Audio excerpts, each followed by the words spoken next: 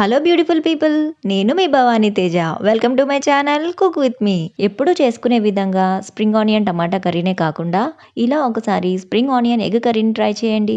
ఎప్పుడు ఇలానే చేసుకోవాలి అనుకుంటారు, అంత టేస్టీగా ఉంటుంది. ఇంకా లేట్ చేయకుండా స్ప్రింగ్ ఆనియన్ ఎగ్ కర్రీని ఎలా చేయాలో చూసేద్దాం రండి. మనకు కావాల్సిందల్లా 5 కోడిగుడ్లు, 8 కట్టల స్ప్రింగ్ ఆనియన్. ఈ స్ప్రింగ్ ఆనియన్స్ ని ఒక 2 సార్లు నీట్ గా వాటర్ లో కడిగాక ఇలా కట్ చేసుకొని వాటర్ అంతా పోయేలా జల్లి బుట్టలో వేసుకోండి. స్టవ్ ఆన్ చేసి ప్యాన్ పెట్టుకొని ప్యాన్ వేడైన తర్వాత 3 పావుల వరకు ఆయిల్ ని వేసుకోవాలి. ఆయిల్ కాస్త వేడయ్యాక మనం కట్ చేసి పెట్టుకున్న స్ప్రింగ్ ఆనియన్స్ ని డైరెక్ట్ గా వేసేయాలి. ఇలా మనం స్ప్రింగ్ ఆనియన్ మొత్తం వేసుకున్నాక ఒకసారి నెమ్మదిగా కలుపుకోవాలి. స్ప్రింగ్ ఆనియన్ మొత్తం గిన్నె నిండా ఉన్నట్టు అనిపిస్తుంది కదా, చివర్లో చూడండి ఎంత తక్కువగా అనిపిస్తుందో. ఇప్పుడు మనం స్టవ్ ని మీడియం ఫ్లేమ్ కి సెట్ చేసుకొని ఈ ఆకుని ఆయిల్లో బాగా ఫ్రై చేసుకోవాలి. చూసారా, మనం వాటర్ ఏమీ యాడ్ చేయకుండానే ఎంత వాటర్ వచ్చేసిందో. ఈ వాటర్ అంతా ఇంకిపోయేంత వరకు మీడియం ఫ్లేమ్ లోనే ఉంచి కలుపుతూ ఫ్రై చేసుకోవాలి. ఇలా వాటర్ ఇంకిపోయి ఆయిల్ పైకి వచ్చిన తర్వాత ఇందులో మనం 1/2 స్పూన్ వరకు పసుపుని వేసుకోవాలి. ఇప్పుడు ఒకసారి కలుపుకొని ఒక 2 నిమిషాలు మంచిగా ఫ్రై అవ్వనివ్వాలి. 2 నిమిషాల తర్వాత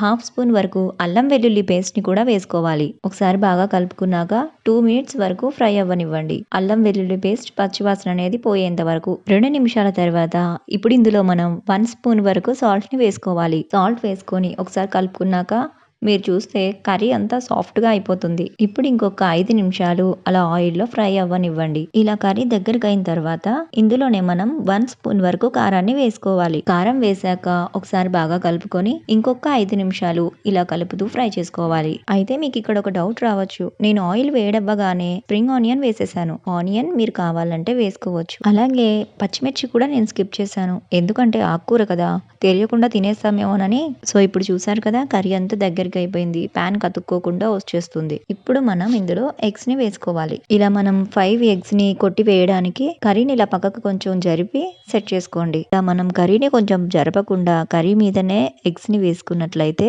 పైన ఎగ్స్ అనేవి బాయిల్ అవ్వకుండా ఉంటాయి, అలాగే అడుగంతా మాడిపోతుంది. అలాగే మనం ఎగ్స్ ని ఇలా కొట్టి వేసేటప్పుడు డైరెక్ట్ గా కర్రీలో వేయకుండా ఒక గిన్నెలో కొట్టి వేసుకుంటే మంచిది. ఇలా మనం గిన్నెలో కొట్టి వేసుకోవడం వల్ల ఏమన్నా కోడిగుడ్డు పెంకులు ఉంటే అవి పడకుండా ఉంటాయి, అలాగే ఎగ్స్ ఏమన్నా ఖరాబ్ అయినా కూడా జాగ్రత్త పడచ్చు. సో చూసారు కదా, ఇలా మనం సెట్ చేసుకున్న 5 ప్లేసెస్ లో ఎగ్స్ ని వేసుకోవాలి. మనం ఎగ్స్ కొట్టేటప్పుడు స్టవ్ ని సిమ్ లోనే ఉంచాలి. ఇప్పుడు మనం మూత పెట్టేసి ఒక 2 నిమిషాలు అలా ఉడకనివ్వాలి. ఇప్పుడు ఒక 2 నిమిషాల తర్వాత మూత తీసి ఒక్కొక్క ఎగ్ ఇలా ఎగ్స్ అన్ని కూడా ఒక్కొక్కటిగా టర్న్ చేసుకొని పెట్టుకోవాలి.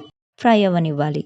మళ్ళీ ఇంకొక సైడ్ కి టర్న్ చేసుకొని పెట్టుకున్నాక ఇలా చిన్న చిన్నగా బ్రేక్ చేసుకొని పెట్టుకోవాలి. మీరు కావాలంటే అలా బ్రేక్ చేయకుండా అలానే సర్వ్ చేసుకోవచ్చు. ఇప్పుడు చివర్లో 1/2 స్పూన్ వరకు గరం మసాలా పొడి, అలాగే 1/2 స్పూన్ వరకు ధనియాల పొడిని కూడా వేసుకొని ఒకసారి బాగా కలుపుకోవాలి. ఇప్పుడు ఈ మసాలాలు పచ్చివాసన పోయేంత వరకు ఒక 2 నిమిషాల వరకు ఇలా కలుపుతూ ఫ్రై చేసుకోవాలి. ఇంకా ఫైనల్ గా కొంచెం కొత్తిమీర ఉంటే అది వేసుకొని సర్వ్ చేసుకోవడమే.